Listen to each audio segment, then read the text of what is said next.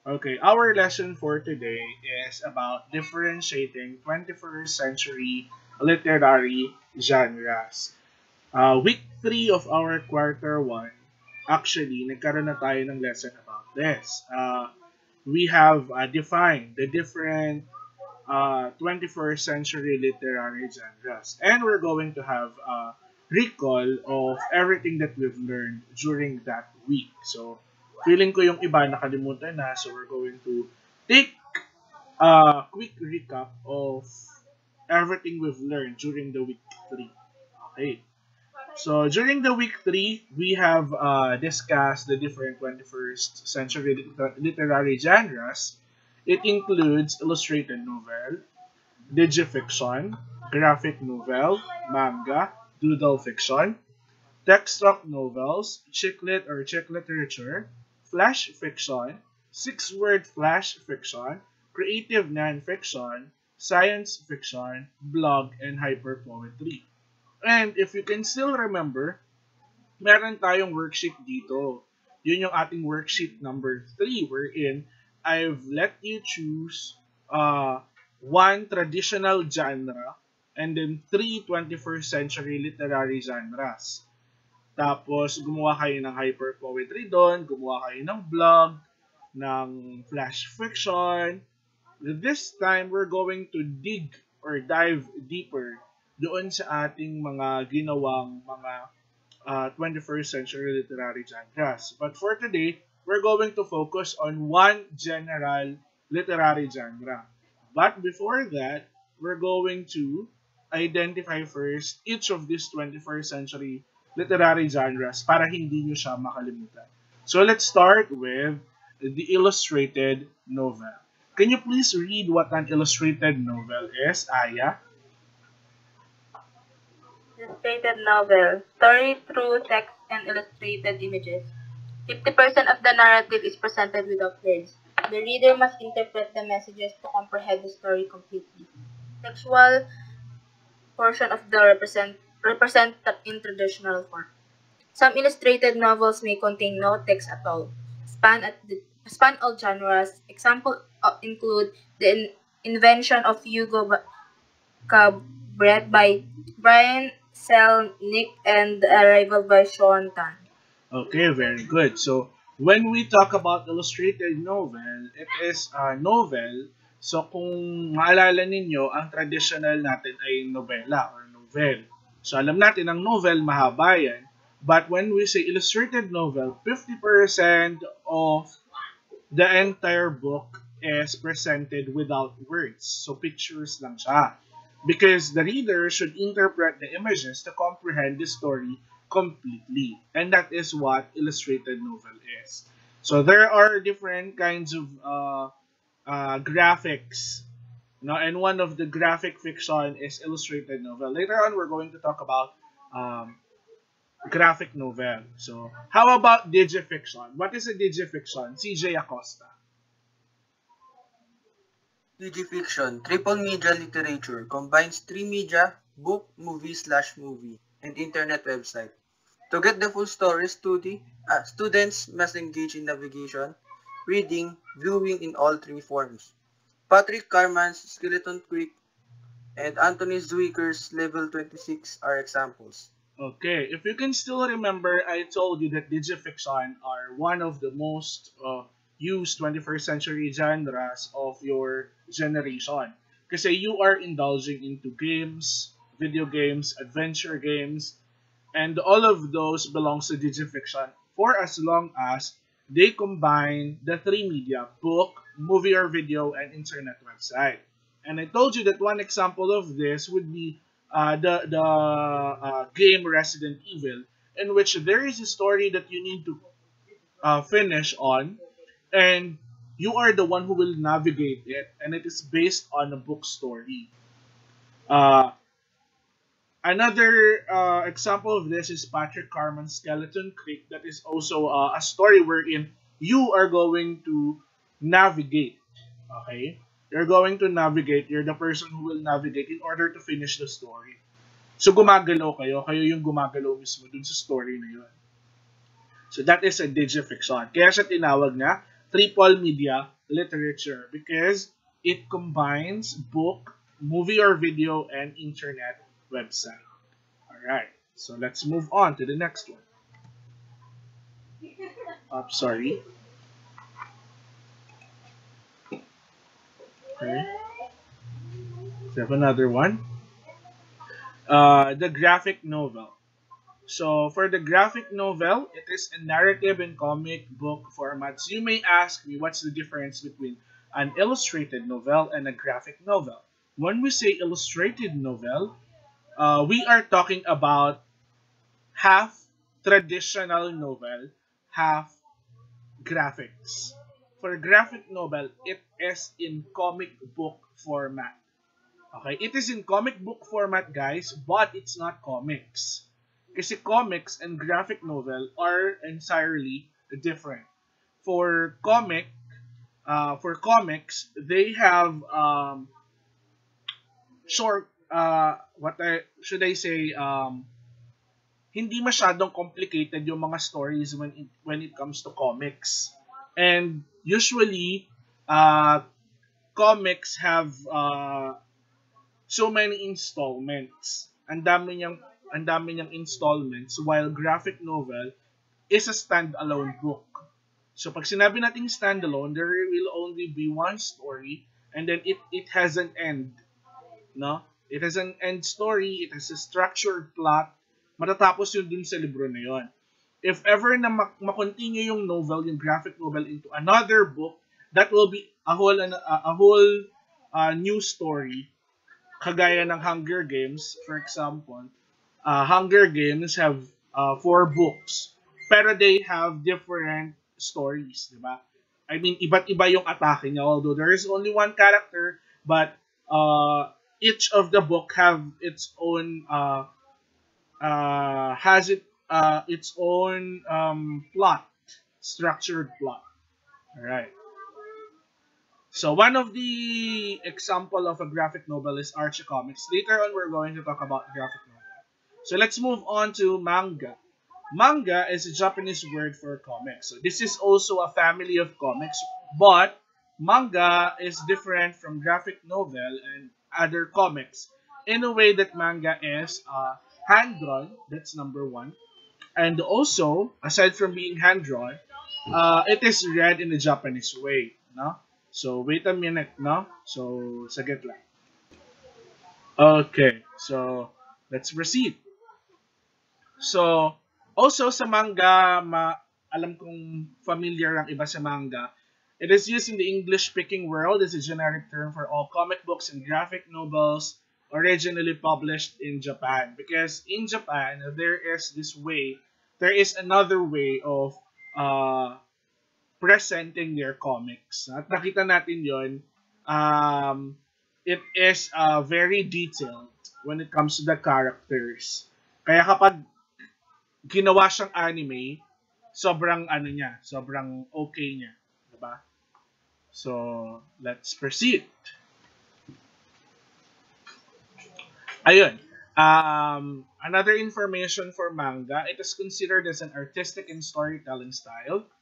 Usually, konti lang yung mga words doon sa manga. And when these comics are created by American artists in manga style, it's called Amerimanga. Also, meron ding classifications yung ating manga. It could be shonen. I do not know if I am pronouncing it correctly. So, if you are very knowledgeable in this manga series or manga comics, you can tell us more. So, it's shonen for boys manga, shoujo for girls manga, seinen for men's manga, josei for women's manga, and kodomo for children's manga. So, as you can see, by age siya and by gender. So, merong mga tawag dun sa mga manga comics nila. So, lagi nyo tatandaan yung 5 na yan. So, yan. Next, let's have doodle fiction. Can you please read, Brian, what is a doodle fiction?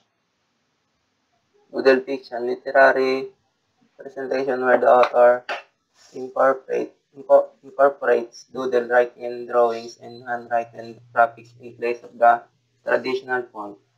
Drawing enhances the story, often adding humorous elements. Example, include the Diary of a Wimpy Kid by Jeff Teeny and Timmy Failure by Stephen Pastis.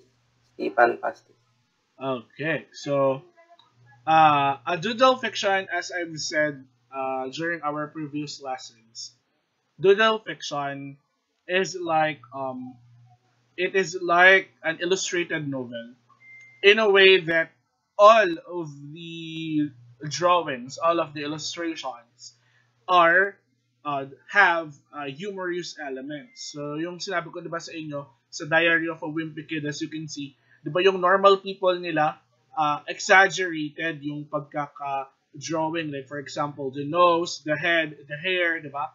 Minsan yung hair nila sa doodle tatlong strands lang ng buhok. So also, it's a literary presentation where the author incorporates yun, exaggerated doodle writing and drawings and yun nga, handwritten graphics in place of the traditional font. Ayan. So, yan. Now, let's proceed to the text doc novels. For the text doc novels, these are blogs, email, and instant messaging format narratives or IM format narratives. So, pinagawa ko kayo nito dati, nitong IM format narratives in which I told you to have a conversation with someone and make a story.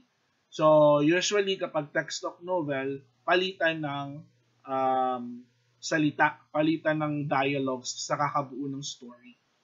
Yung iba, may masend lang. Kaya, sabi ko nga sa inyo, there are criteria that we must abide in making such. Kaya nagbibigay ako ng criteria every time. So, meron din tayong chicklit or chick literature. It depicts the issues of modern womanhood. So, like for example, The Night Before Christmas by Scarlett Bailey.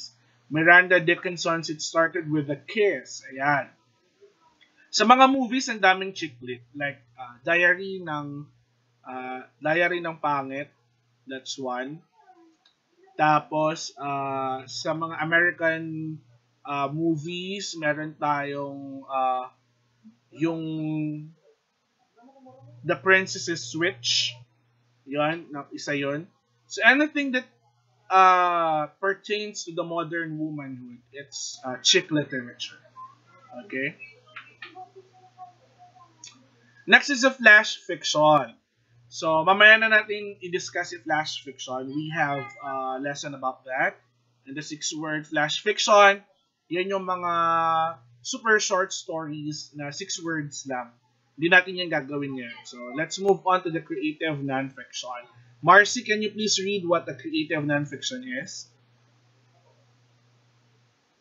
Creative nonfiction, also known as literary nonfiction or narrative nonfiction, a genre of writing that uses literary styles and techniques to create factually accurate narratives. Contrast with other nonfiction such as technical writing or journalism, which is also rooted in accurate fact but is not primarily written in service to its craft. As a genre, creative nonfiction is still relatively young and is only beginning to be scrutinized. The same critical analysis is given to fiction poetry. 1000 Gifts by Anne Voskamp and Wind, Sun, and Stars by Antoine de Saint-Exupéry are examples. Okay, very good. So, when we say creative nonfiction, we've talked about nonfiction during our last part of first quarter, no? Pero itong creative nonfiction na pinag-uusapan natin, it is, yes, it is factual, sabi nga kanina sa definition. It is based on true events. Pero yung pagkakagawa ng nonfiction na yun, it's in a creative way. Like for example, nagtitell siya ng story but the story is true to life basis. or true to life na nangyari. So, yun yung creative nonfiction natin. So, how will you express yourself or your nonfiction story into a in a creative way? So, that is creative nonfiction. Then we have the science fiction, which deals with imaginative concepts such as futuristic science and technology, space travel, time travel, faster than light travel, a parallel universe, and extraterrestrial life. Ayan. So examples of this is Suzanne Collins, Mockingjay. So anything that deals with futuristic science and technology, mga space travel, ayan. So that is science fiction. Okay? Next is a blog. So you've encountered blog many times. Sooner or later, we're going to make a blog. Weblog is a website containing short articles called posts that are changed regularly.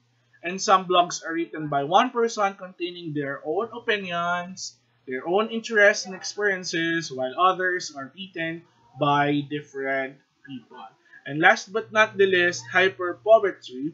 Ito, yung ginawa nyo before na nasa video class, that is a digital poetry. Itong hyperpoetry, it's different. Yung hyperpoetry, it's a digital poetry that uses links using hypertext markup. So, ito yung mga poetry na sa dulo ng poem may i-click ka, tapos napupunta ka sa ibang site. Tapos nandun yung continuation. So basically, the lines or the text does not sit on one page, on one web page. Nasa iba't ibang web page siya.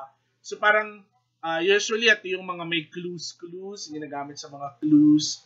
Halimbawa may poem, i-decode mo, tapos pupunta ka sa isang page ulit, tapos may poem ulit, and then sa mabuo mo yung isang buong poem na yun. Okay? So, it moves, okay, into one page to another page. It is usually found online, of course, because it is hyperlinked. Okay. So, any questions regarding the 21st century genres? Any questions? May tanong before we proceed? Okay, wala. Okay. Now, let's pick a general genre of 21st century literature that you guys have always been a part of or a user of. So, parang ginagamit nyo na siya, nagiging, ano nyo na siya, ang tawag doon? Parang, usually, ito na yung ginagamit ng literature. So, yun nga, yung tinatawag natin graphic fiction. When we say graphic fiction, it's malawak. Malawak siya. Okay? So, malawak ang graphic fiction. So, what is a graphic fiction? So, actually, itong graphic fiction na nakalagay dito, may mga dapat na omit ako dito. Hindi ko na-omit kanina. So, ang graphic fiction, we can say graphic fiction ang illustrated novel. Ang graphic novel at ang manga. Yung 1 and 4, paki-delete, ha? Hindi sila part ng graphic fiction. Although gumagamit sila ng graphics, gumagamit din sila ng graphics. Pero kasi, when we say graphic fiction, it is a comic book narrative that is equivalent in form and dimension to the prose novel. So it's a form of comic, and the pictures are arranged and sequenced in image panels and dialogues are written in speech bubbles. So ito yung tinatawag natin na graphic fiction. So anything that is in a comic book narrative, siya ay graphic fiction. Okay? So isa-isahin natin ngayon yung mga graphic fictions na yan. Okay? So isahin natin yon. So what is a graphic novel? Isa sa mga type ng graphic fiction ay graphic novel. Alright? At ang graphic novel have a few defining characteristics, but first and most importantly, they are long comic books. No? So they are long comic books as well as these graphic novels are part of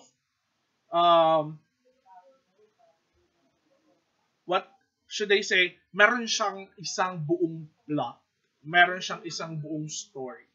As we've discussed during our previous discussions. Yan. Then, let's go to the comic book. Ano naman yung comic book?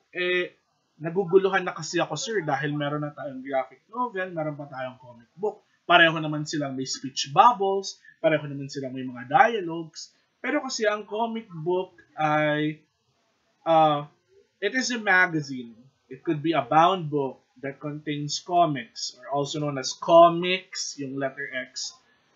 But it is a medium for expressing information and or artistic ideas that is defined by a story, by a fiction, by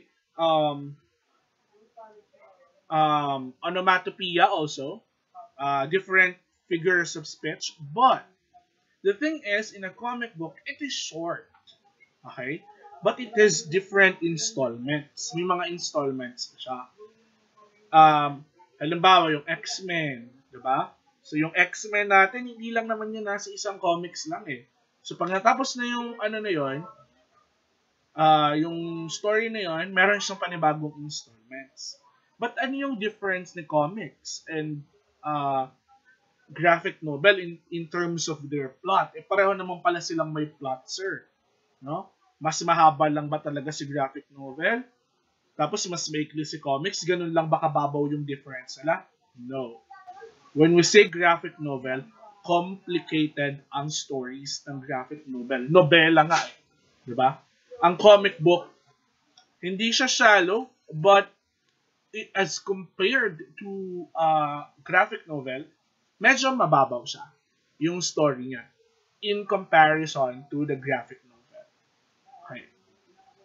Ayan. Graphic novels usually are images used in a sequence. Okay? So as you can see, this is an example of how you will see graphics in a graphic novel. So, pinapakita niya yung sequences. Kay, kay comics, pwede siyang lumaktaw. Okay? Pwedeng hindi niya ipakita yung sequences. Alright. Next. Okay? Ayan. Graphic novels use text and pictures to present information. They use the same format as comic books, but they differ. That graphic novels usually contain stand-alone stories with complex plots. Ayan. Yung sinabi ko kanina. Okay.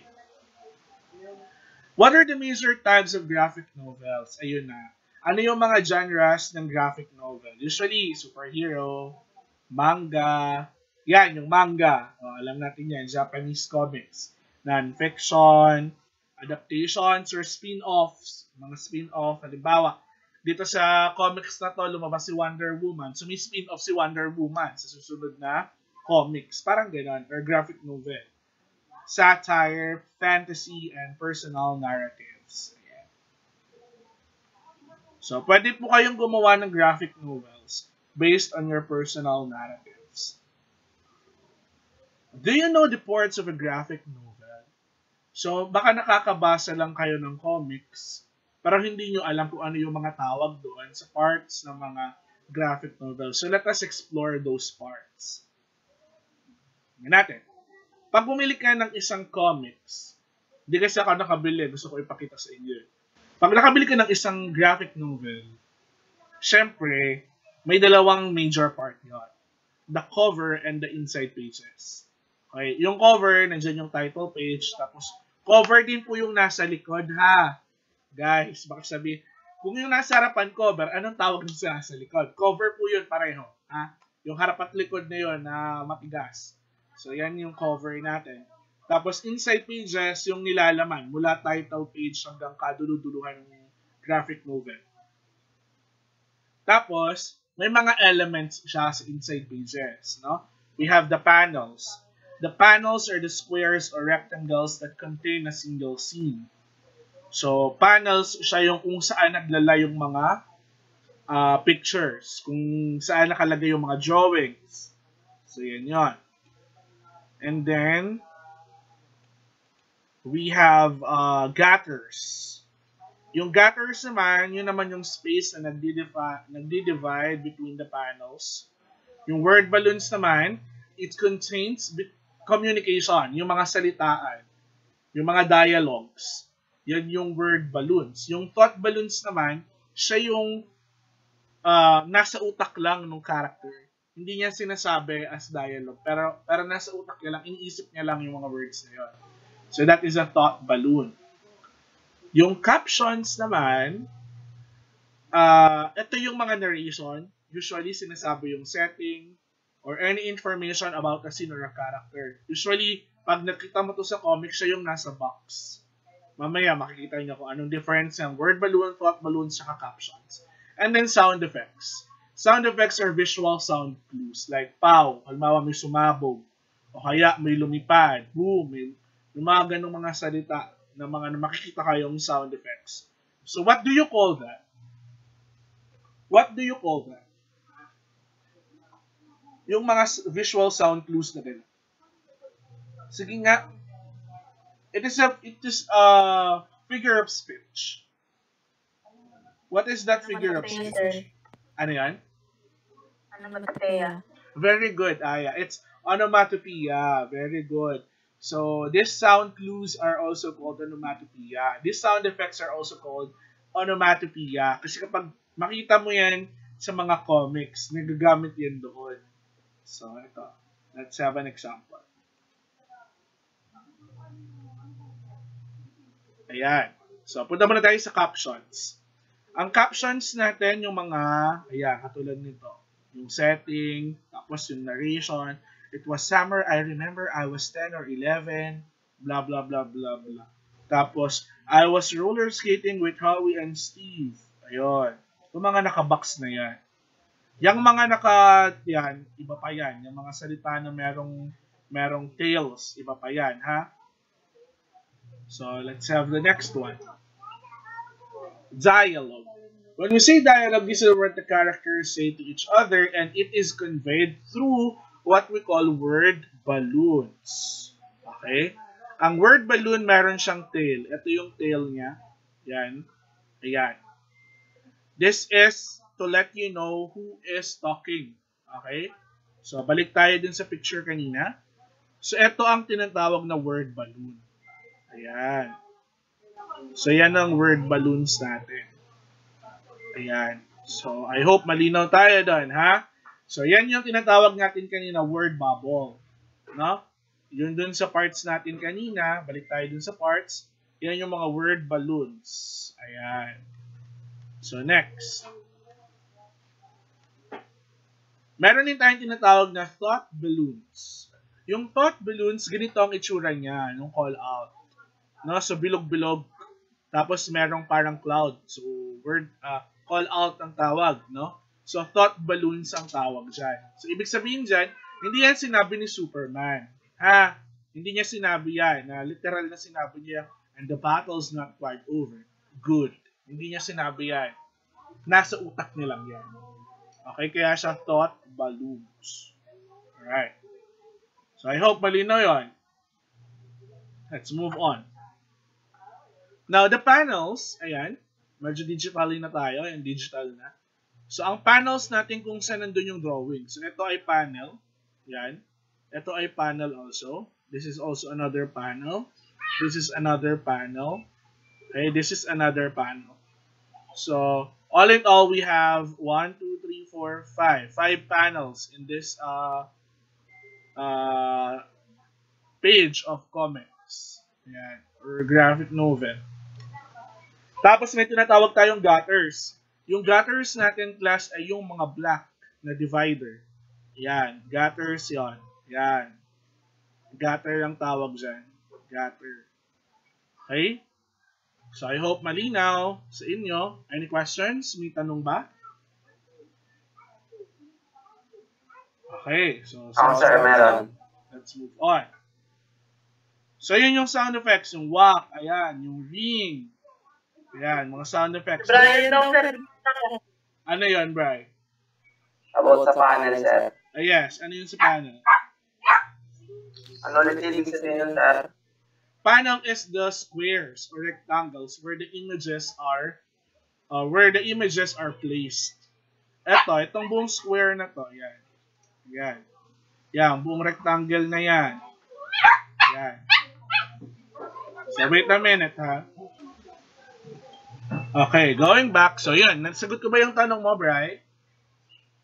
Opo, sir. Okay. Natawal kasi yung aso kanina. Okay. So, the gutters and yan, the sound effects. Yan. It's very important to know that in the captions in word balloons, some words are emphasized by being bigger or bolder to emphasize the emotion behind these specific words. So, yung emotion, so, like for example, this one. So, dito kasi sa part na to, nasira yung kanyang, roller skate. So, nadapa siya. So, to give emphasis on na-surprise siya, nagulat siya, or it's either natakot din siya, yung O pinalaki, tapos bolder. O, diba? So, that is how we do the, emphasis on those words. Yeah. Yan. Ito na, to sum up the parts or elements of a graphic novel. So, as you can see here, we have the caption, yung mga nasa box, caption yon. Ang panel natin, kung nasaan yung image mismo, yan mismo, yung image na yan. Yan ang panels natin. Ang thought balloon natin ay yung mga call-outs na may bilog-bilog. Ayan. Ang gutter natin is the division between the panels. Ayan, yung mga division sa panel. The dialogue balloon is the call out or yung bilog na yan na mayroong tail. Okay, ang tawag doon ay dialogue balloon or word balloon. Ayan. So, those are the elements of a graphic novel. So, ngayon, alam nyo na ang tawag sa mga yan. Now, let's proceed. Now, let us know how to read a graphic novel. So, sometimes, ang graphic novel or mga comics natin, ngayong 21st century, depende na kung papaano. Pero, ang art niya ng pagbabasa is from left to right. Okay? So, like for example, this. Left to right. Tapos down, left to right, down, left to right, down, left to right. So that's how you read it, no? That is the rule for reading a graphic novel page, right? So next. So word balloons, tingnan nyo to. Left to right, down, up, down. Left to right, up, down. Okay, so left. So dito si left, down, tapos left to right. Ganun ulit. So ganun din dito, left to right. So we have here, he kept talking about himself and acting like he was going to buy a ton of stuff. So dito sa part nito, puro left to right lang ito. So laging pag nagbabasa ka ng comics or novels, it should always be from left to right, from top to down. Okay, so ayan ang ating pagbabasa. Ngayon, paano kapag naging complex siya? Okay. Sometimes it can be a bit more complicated, but as you can see, titingnan nyo yung panels natin. So, dito muna tayo sa panel na to. So, sa panels natin, from left to right, di ba? So, left to right, down, left to right, down. So, makikita mo na kagad kung paano siya babasahin. Di ba? So, let's give more emphasis on that. Ayan. So, here, left to right, down. Tapos left to right, down. Left to right. No? So, that's how you read it. Any questions regarding how to read this kind of texts?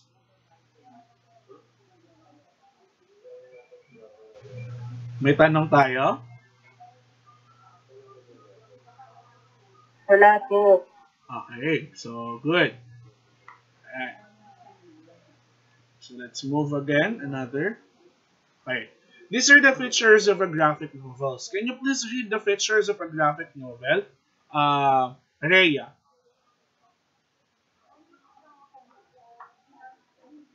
Rhea May.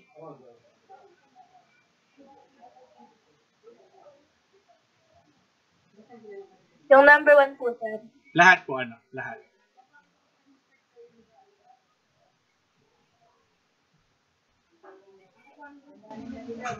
Autographic forms are the marks of author's handwriting, which creates an impact that the whole novel is the manuscript and thus provides a sense of intimacy.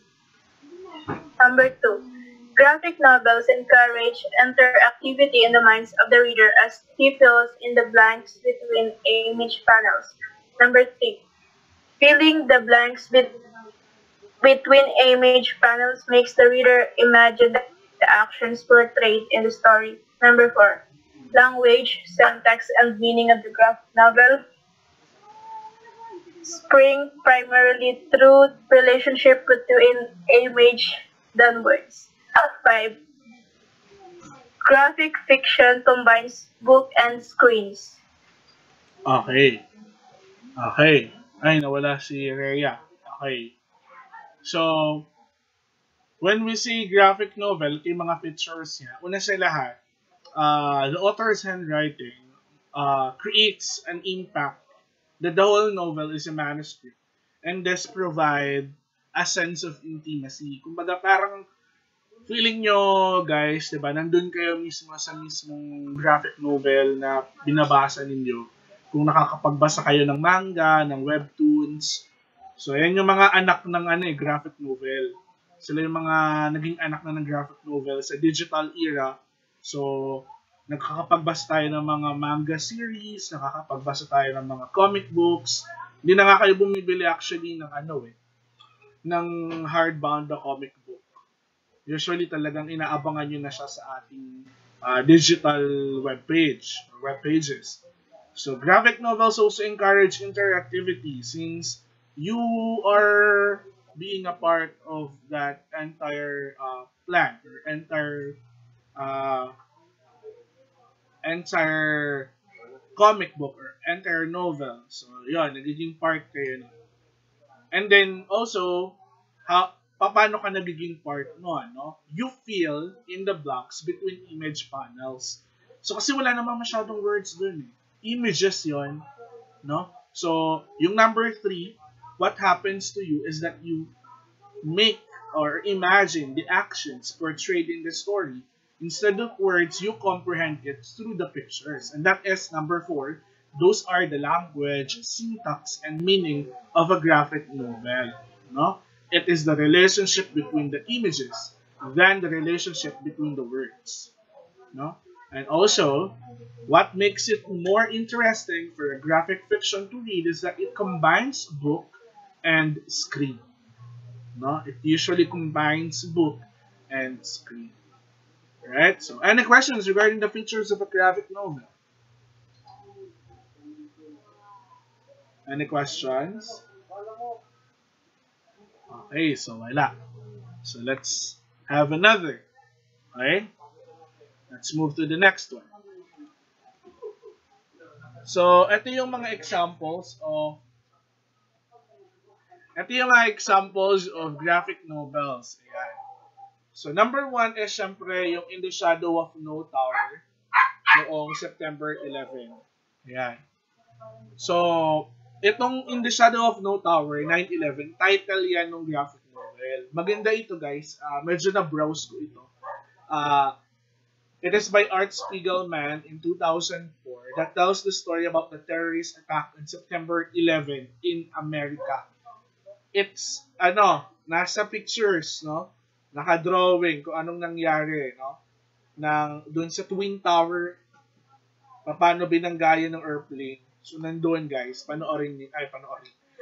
Basahin ninyo, try nyo hanapin sa internet. Meron din tayong The Barn Owl's Wondrous Capers, by Sarnath Banerjee in 2009, which portrays 18th century Calcutta exploiting the myth of the Wandering Jew. Ganon din yung Louis Riel ni Chester Brown in 2003, which fictionalized the violent rebellion in the 19th century on the Canadian Prayer who led by Riel. Yan. So, tingnan niyo yan, tatlo na yan. Yan yung some of the examples of graphic novels worthy of reading because it tackles history. Ayan. So, next. Sabi ko sa inyo kanina, pupunta tayo sa flash fiction. Bibigyan natin ng ano ba talaga yung flash fiction? How do we use flash fiction? Where do we use flash fiction? So, what is a flash fiction? It is an imaginative literature of extreme brevity. Pag sinabi natin extreme brevity, maikli. No? Maikli pa sa mas maikli. Kaya ang tawag sa kanya ay micro-stories, postcard fiction, nano-tales, or short shorts. Kaya siya short shorts kasi short pa siya sa short stories. Right? So, yan yung flash fiction. Kaya nga siya flash. Okay? Flash fiction siya. It's a very short story. And there are elements of common characteristics of a flash fiction. Number one na doon yung brevity. No? Brevity because it presents the story with fewest words as possible. So, usually, half a page lang yan, o kaya one whole page. So, yan yung short story natin.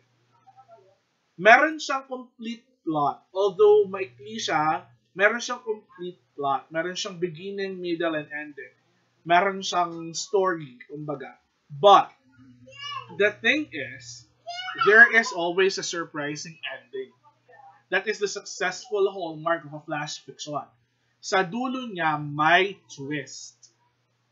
Okay? At the end of the story, there is a twist. Sometimes, it leaves the reader in a cliffhanging situation. No? Gumagamit siya ng literary technique na cliffhanging or cliffhanger. Okay? So, yan yung mga characteristic ng flash fiction. Brevity, konti lang. Meron siyang complete plot. May beginning, may middle, may end. At meron siyang surprising ending. Alright? So, some examples of flash fictions are Angels and Blueberries by Tara Campbell. No, it is a story of various explanations for the color of the sky that involves angels and blueberries. Meron ding Taylor Swift. Tungkol naman yan dun sa it's a weird story na pwede kang umorder ng clone ni Taylor Swift. Kakatok na lang siya sa bahay mo. Tapos, ayun na, si Taylor Swift na, clone ni Taylor Swift. Kasama mo sa bahay. Ganon. Tapos, yung Unnecessary Things, naman siya, finding an old and torn teddy bear about unnecessary things na, alam niyo yan, tayo may ganun may mga unnecessary things tayo, mga hindi naman na kailangan, pero gusto natin yun nasa atin. Hindi man siya kailangan, pero parang it's worthy of keeping. So, yeah, meron tayo mga ganyan. So, yun yung flash fiction about unnecessary things. Yeah. Do you have any questions? May question ba kayo regarding our topics that we've discussed today? Do you have questions? Wala. Okay.